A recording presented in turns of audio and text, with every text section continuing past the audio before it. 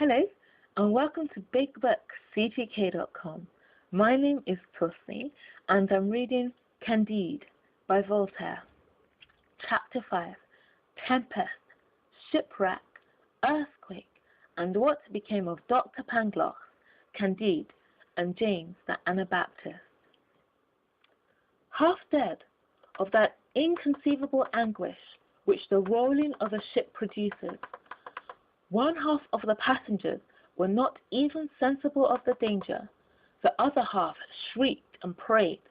The sheets were rent, the masts broken, the vessel gaped. Work who would, no one heard, no one commanded. The Anabaptist, being upon deck, bore a hand when a brutish sailor struck him roughly and laid him sprawling, but with the violence of the blow, he himself tumbled head foremost overboard and stuck upon a piece of the broken mast. Honest James ran to his assistance, hauled him up, and from the effort he made, was precipitated into the sea in sight of the sailor, who left him to perish without deigning to look at him. Candide drew near and saw his benefactor, who rose above the water one moment, and was then swallowed up forever. He was just going to jump after him, but was prevented by the philosopher Pangloss, who demonstrated to him that the Bay of Lisbon had been made on purpose for the Anabaptist to be drowned. While he was proving this, a priori, the ship foundered.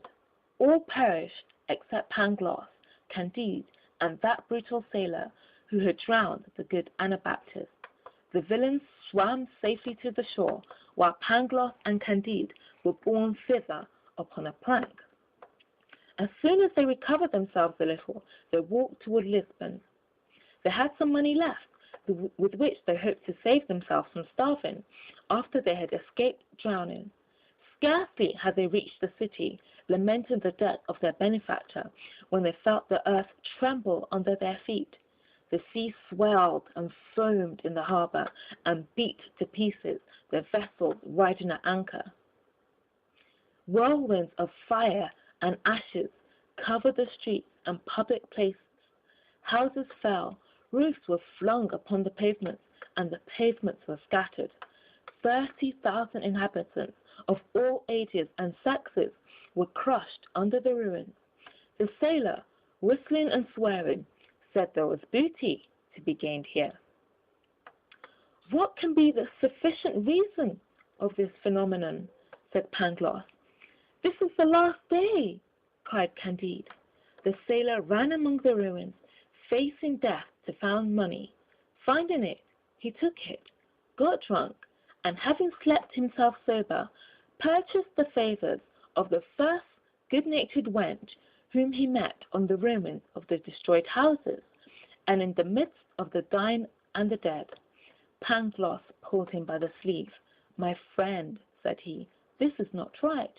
You sin against the universal reason. You choose your time badly. Blood and fury, answered the other. I am a sailor, and born at Batavia. 4 times have I trampled upon the crucifix in 4 voyages to Japan. A fig for thy universal reason. Some falling stones had wounded Candide. He lay stretched in the street, covered with rubbish. Alas, said he to Pangloss, get me a little wine and oil. I am dying. This concussion of the earth is no new sin, answered Pangloss. The city of Lima, in America, experienced the same convulsions last year, the same cause, the same effect.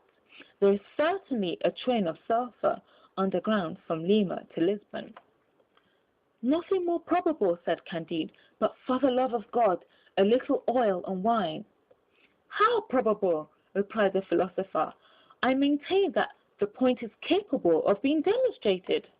Candide fainted away, and Pangloss fetched him some water from a neighbouring fountain. The following day they rummaged among the ruins and found provisions, with which they repaired their exhausted strength. After this, they joined with others in relieving those inhabitants who had escaped death. Some, whom they had succoured, gave them as good a dinner as they could in such disastrous circumstances. True, the repast was mournful, and the company moistened their bread with tears, but Pangloss consoled them, assuring them that things could not be otherwise. For, said he, all that is for the best. If there is a volcano at Lisbon, it cannot be elsewhere. It is impossible that things should be other than they are, for everything is right. Thank you very much for watching. You've been listening to Candide by Voltaire. My name is Pussy, and this is BigBookCTK.com. Thank you very much, and bye for now.